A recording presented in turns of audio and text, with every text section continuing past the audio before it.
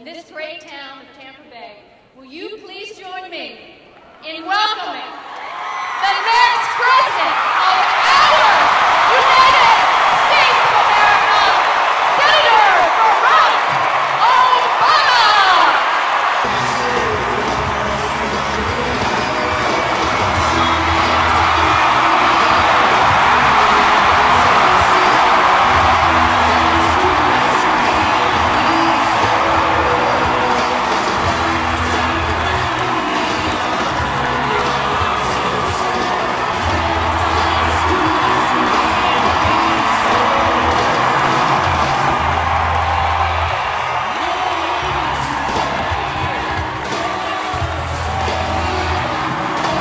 How's it going, Tampa? How's it going, Tampa?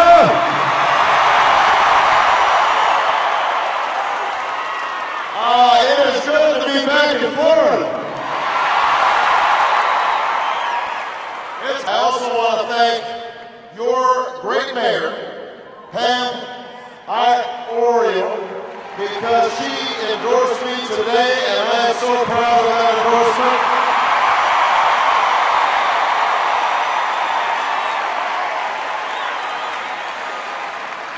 Mayor Iorio is doing outstanding work each and every day here, and we were just talking backstage, and I promised her she would have a partner in an Obama administration to help make Tampa everything that it could be. To all the other elected officials, all the activists and community leaders, and finally I've got to say a special thank you to my volunteers here, the O Train, that have been working so hard ever since we started this campaign.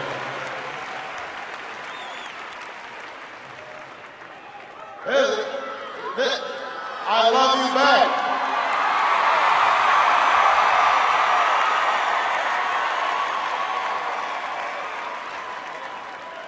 You know, it has been about 15 months since I first announced that I was running for president of the United States of America.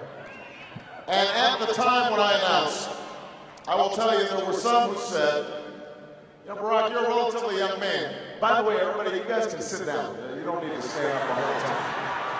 I just noticed everybody. Rest your feet.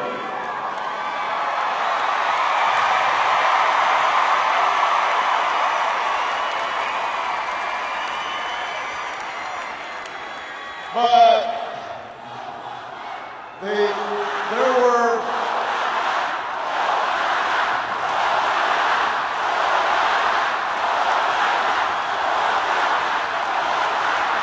thank you. But when I announced that I was running, there were a number of people who said, Barack, you're a relatively young man. Why are you running so soon? You can afford to wait. You can afford to wait, that's what they said. And I had to explain that I wasn't running because I thought it was somehow owed to me. I wasn't running because of some long-held ambition. I was running because of what Dr. King called the fierce urgency of now. The fierce urgency of now.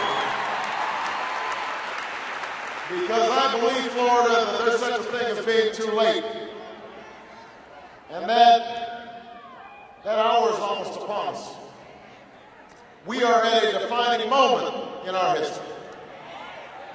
Our nation is not only involved in a war that we must win in Afghanistan, but is also involved in a war that I believe should have never been authorized and should have never been waged. The American people has been vindicated because everywhere I go, people are standing up and they are saying, we are ready for change, we want something new, we want to turn the page and write a new chapter in American history, and we are going to do that right here in Florida, right here in Tampa.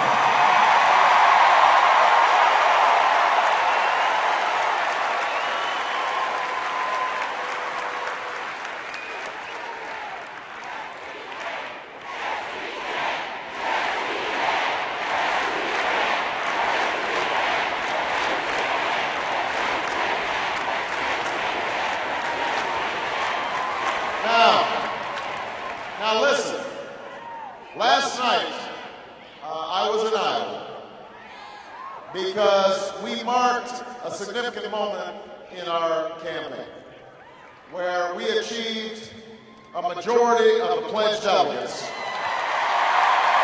assigned in this election.